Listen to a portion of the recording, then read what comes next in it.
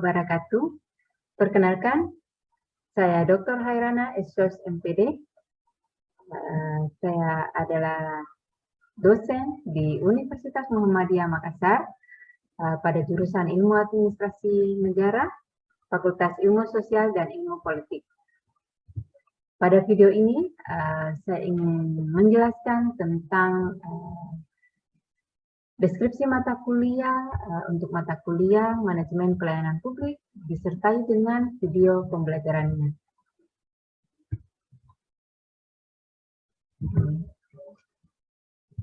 Deskripsi mata kuliah, dengan mengikuti mata kuliah ini, maka memberikan pemahaman tentang konsep, teori, paradigma, dan model pelayanan publik.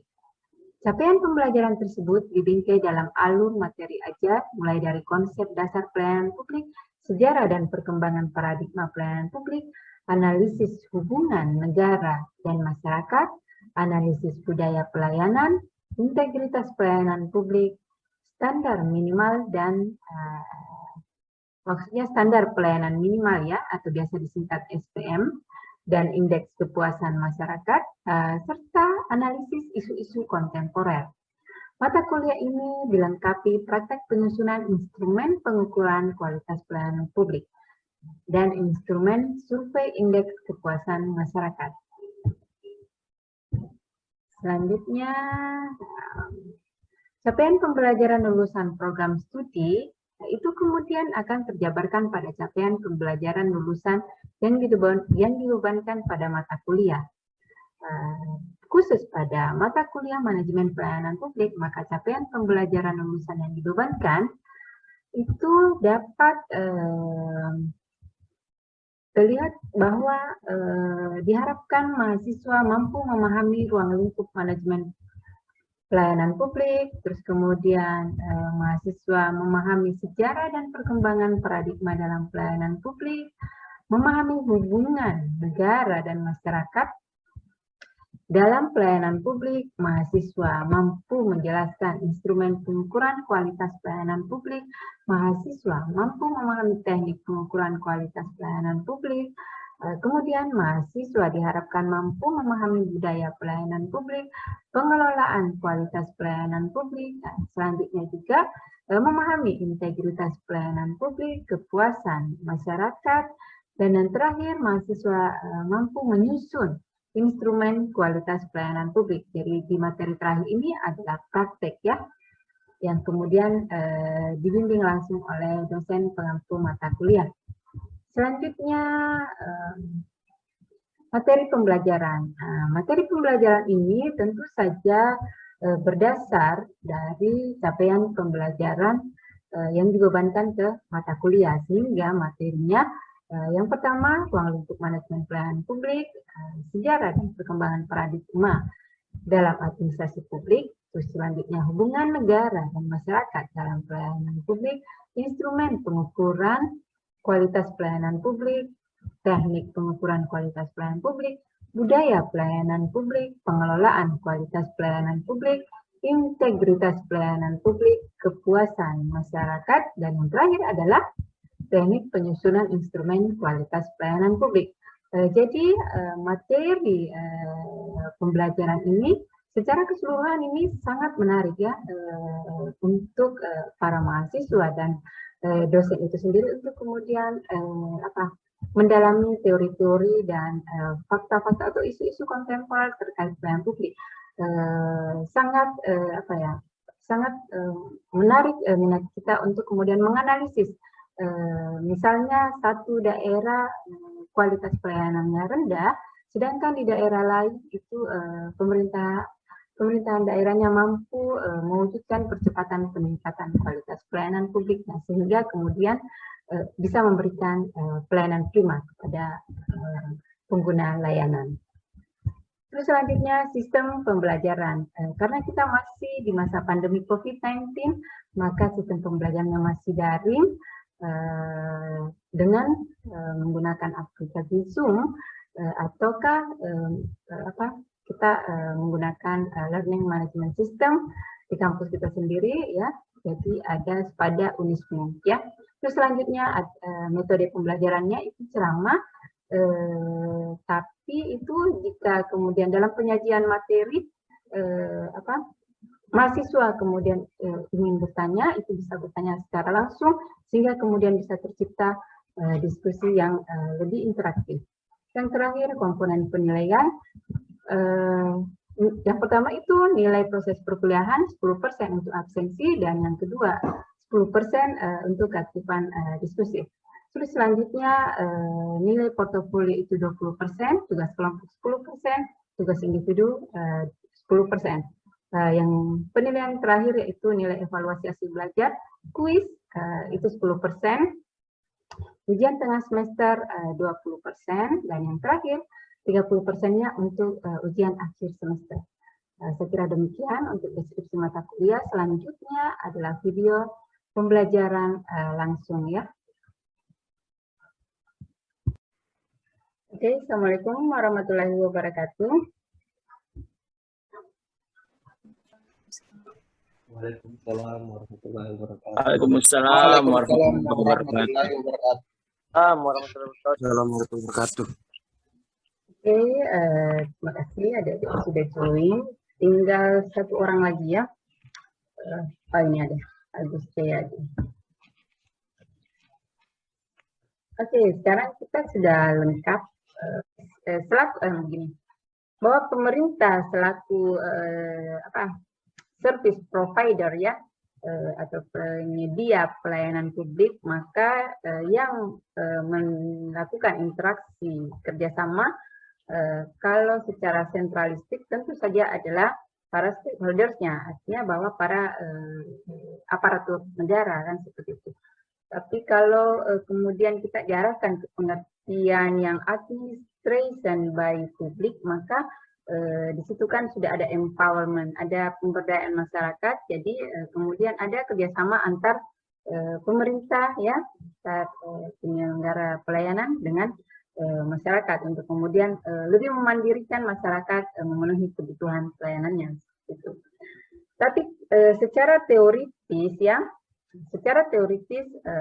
kita merujuk ke ahli, pendapatnya katakanlah kita ngambil satu, pendapatnya Kendler dan Plano itu, maka administrasi publik adalah proses di mana sumber daya dan personil publik ya diorganisir dan dikoordinasikan untuk memformulasikan, mengimplementasikan, dan mengelola keputusan-keputusan dalam kebijakan publik. Nah, dari pengertian itu ya, tentu saja kita akan mengasumsikan ya, bahwa kalau saya ya, maksudnya kalau saya yang menganalisa pendapat itu, bahwa administrasi publik itu lebih kepada pemanfaatan segala sumber daya, ya, segala sumber daya yang dimiliki untuk menjalankan atau untuk mewujudkan ya indikator-indikator keberhasilan dalam kebijakan publik.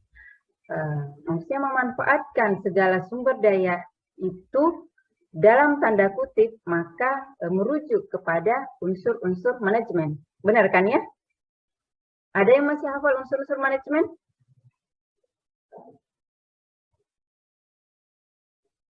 Unsur-unsur manajemen. Kan ada itu ya, unsur-unsur manajemen, fungsi-fungsi manajemen, ya. Nah, kita di ilmu administrasi negara itu sudah yang, kalau sudah semester berapa gitu, itu semester 5 ke atas itu sudah yang sangat fasih memahami hal itu. Ya. Ada yang ini? Unsur-unsur manajemen. Yang pertama, ya, kenapa? Reski? Satu-satu dulu. Seringnya singkatnya secara singkat, biasa kita sebutnya apa? Unsur-unsur manajemennya. Secara singkat itu sebutnya apa? Apakah itu? Apa? Bukan yang Bu, yang planning, organizing. Yang lain bisa bantu itu apa itu kira-kira kalau planning, organizing, apa itu? Itu adalah fungsi-fungsi manajemen. Nah, kalau unsur-unsur manajemen?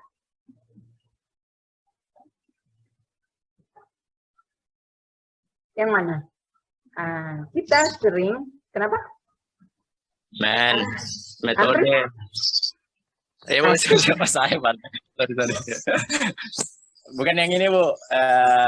Metode, terus money. Dia sering disebutnya 6M. Man. Ya, 6M ya. Baca secara bahasa Inggrisnya. Man, terus apa lagi? Tidak bisa bahasa Inggris, Bu. Yang lain? Yang lain? Sudah man? Man itu adalah manusianya, sumber daya manusianya. Methodes, Metode. machines, material, market. Terus benar kan? Bisa dibaca baik-baik. Men, sudah men. Pronunciation-nya harus dengan pronunciation yang benar. Men, money. Market, method, machine, materials. Oke. Market ya, jadi itu. Jadi semua unsur-unsur manajemen itu yang kemudian diupayakan untuk dikoordinasikan, ya, untuk kemudian diformulasikan, diimplementasikan, dikelola, kayak gitu ya. Itu baru kemudian bagaimana semua unsur-unsur manajemen itu bisa diterapkan fungsi-fungsi manajemen seperti tadi yang sebut. Kalau fungsi-fungsi manajemen menurut yang paling terkenal siapa yang kalian tahu?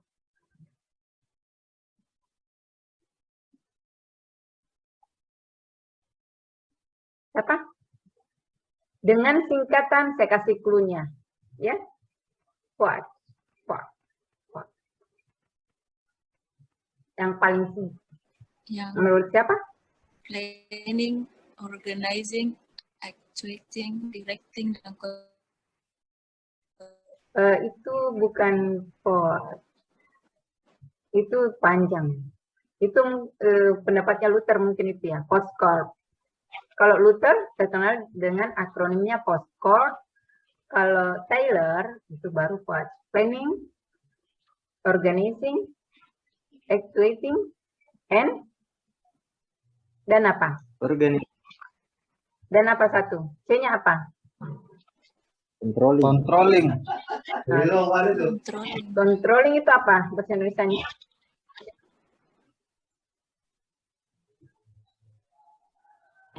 Pengendalian. Kontrol.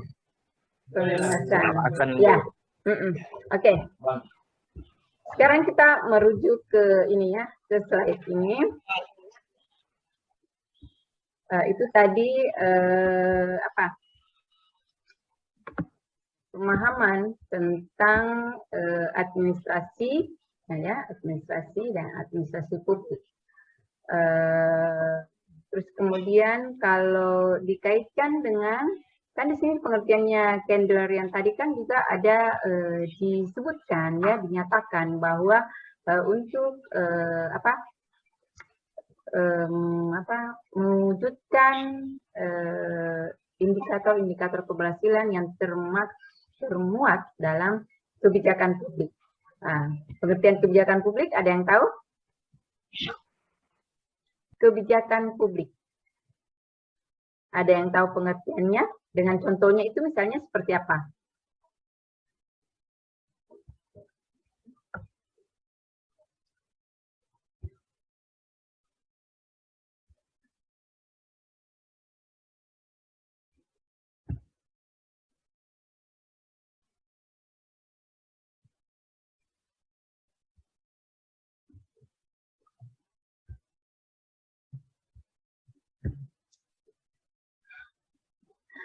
Jadi kebijakan publik, ya, ini saya berharap besok-besok bisa lebih interaktif lagi. Jadi kebijakan publik itu kalau secara apa ya, secara sangat singkatnya dan secara to the point-nya yang saya pahami ya, dari beberapa referensi pengertian kebijakan publik itu, maka kebijakan publik diartikan sebagai apa yang ingin atau tidak ingin dilakukan oleh pemerintah. Benar kan seperti itu ya? Ya? Ya. Oke, Bu. Jadi kan kalau dalam penyelenggaraan negara ya, mau itu penanggulangan bencana, pasti ada kebijakannya, pasti ada peraturan-peraturannya. Pelayanan publik apalagi ya, pelayanan publik itu banyak sekali kebijakannya, mulai dari mungkin penyelenggaraan pelayanan, satu pelayanan saja itu sudah ada peraturannya, terus kemudian bagaimana mengakomodasi pengaduannya, itu semua di-cover atau terlindungi dengan adanya kebijakan. Karena kan kebijakan itu akan menjamin pelaksanaan dari suatu program pemerintah. Jadi kan ada di kebijakan itu ada indikator keberhasilan suatu program pemerintah, terus kemudian ada siapa penanggung jawabnya, dan ada beberapa kebijakan pemerintah itu memberikan sanksi-sanksi bagi penyelenggara maupun pengguna layanan yang tidak mematuhi kebijakan seperti itu. Apalagi? Ada yang mau ditanyakan? Ada? Ya, jadi dalam kebijakan pun itu kita memahami bahwa kebijakan yang tertinggi itu ada undang-undang, terus kemudian turun ya, kalau kita mempelajari tentang turunan sebuah kebijakan publik, maka undang-undang, kemudian ada peraturan pemerintah, terus kemudian turun lagi ke peraturan kementerian, terus kemudian terjabarkan lagi ke peraturan daerah, pemerintah daerah ya, misalnya perwali, peraturan bupati, kayak gitu-gitu ya. Jadi ada rentetan turunan sebuah kebijakan publik. Itu sih. Saya menanyakan, terus kemudian kita beralih lagi ya ke pengertian manajemen ya. Ini di sini dapat dilihat dengan jelas ya. Ini kan biasa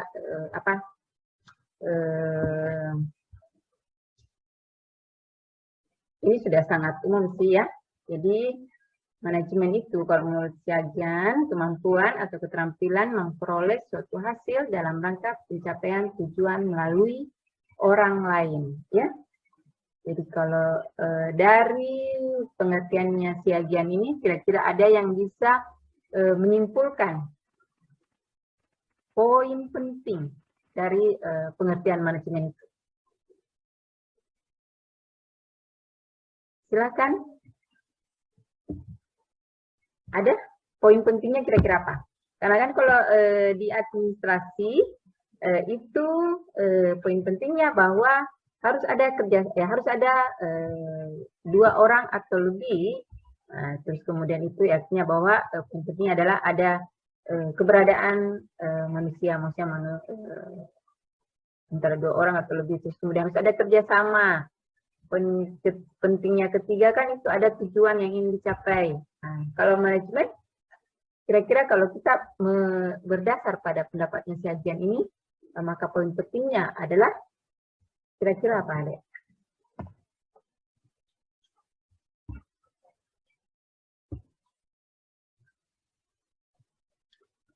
Agus Jayadi, bisa berkomentar sedikit? Ya, Bu. Ya, Bu. Ya, silakan berikan komentarnya.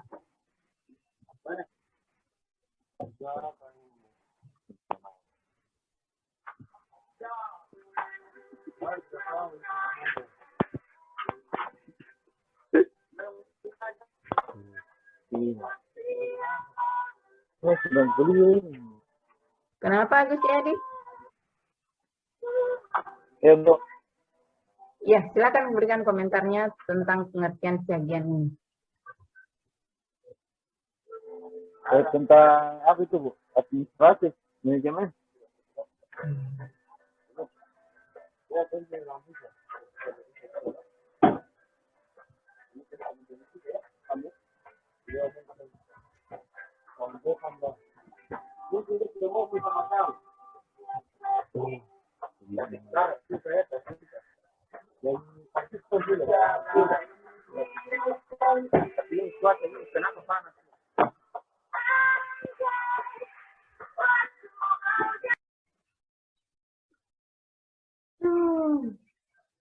Oke ya. Jadi kalau kita merujuk ke pengertian, saya berharap semua adik-adik bisa fokus ya mendengarkannya. Jadi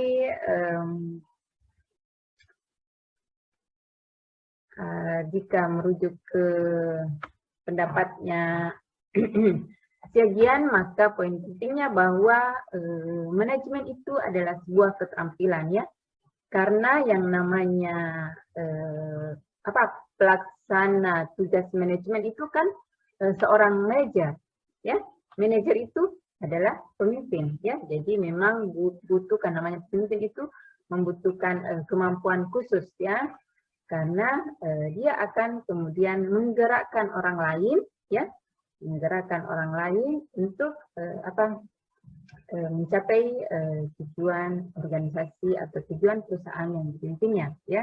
Kan ada poin paling penting, kata kunci di pengertian ini bisa dilihat bahwa dalam rangka pencapaian tujuan melalui orang lain.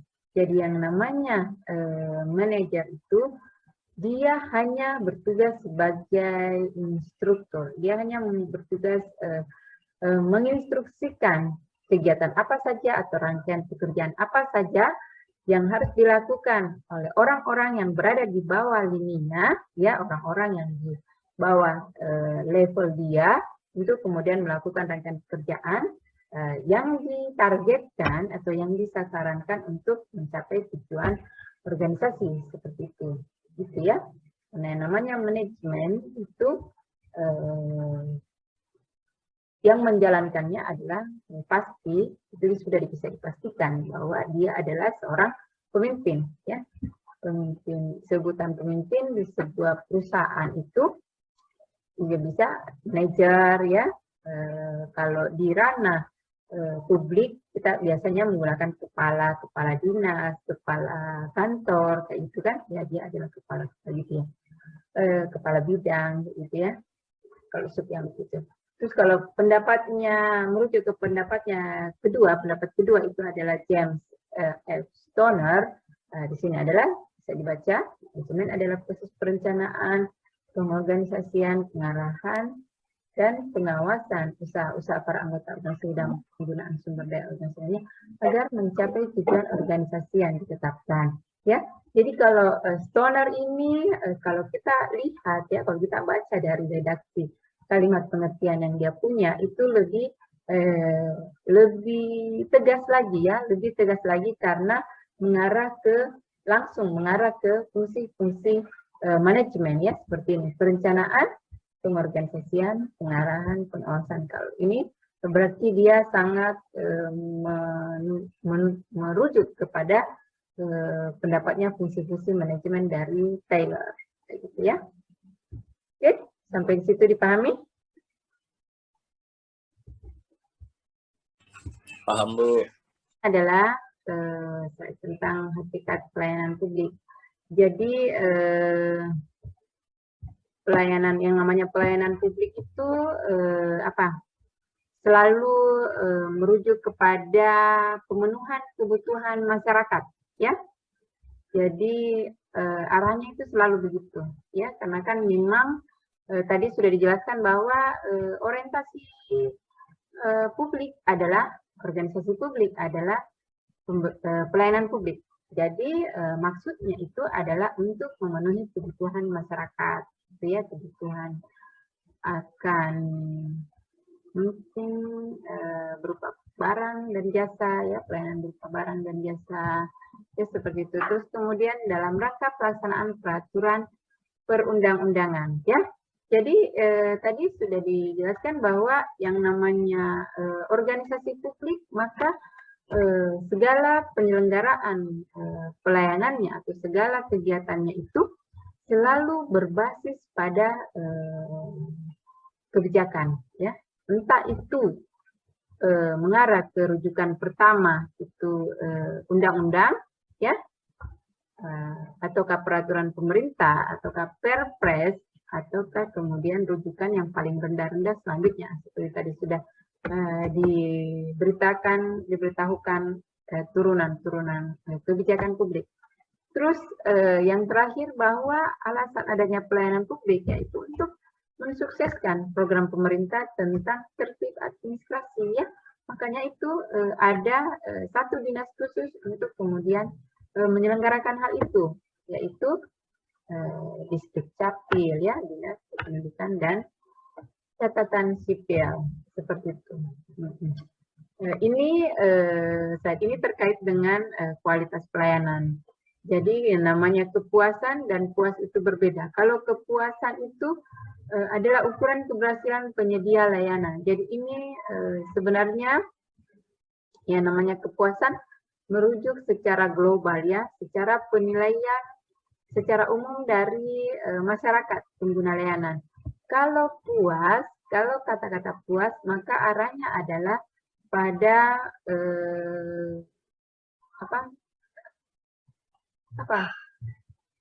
penerimaan pelayanan, penilaian penerimaan pelayanan secara individu per orang, ya, per masyarakat, ya, seperti itu.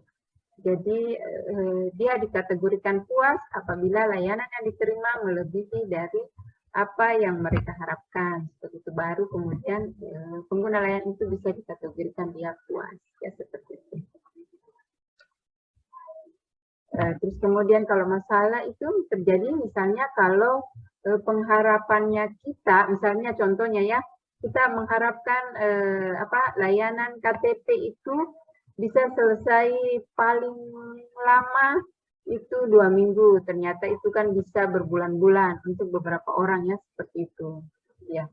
Jadi pengalaman saya juga seperti itu baru kemudian jika kemudian melewati dari ekspektasinya kita, itu kemudian maka muncullah masalah, maka jadi ketidakpuasan terhadap penyelenggaraan pelayanan yang dilakukan oleh penyelenggara pelayanan. Ya. Kalau yang ini pengertian pelayanan publik menurut Kamus Besar Bahasa Indonesia, ya. Jadi istilah pelayanan dari kata layan, ya, yang namanya layan, melayani, berarti pasti arahnya ke menyiapkan atau mengurus segala apa yang diperlukan orang lain untuk perbuatan melayani, seperti itu, ya.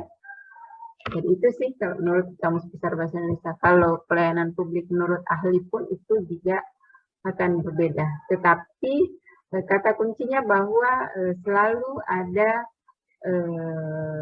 kata-kata menyiapkan atau mengurus keperluan orang lain, itu maksudnya. Nah, kalau ini menurut pendapat ahli, ya, jadi bahwa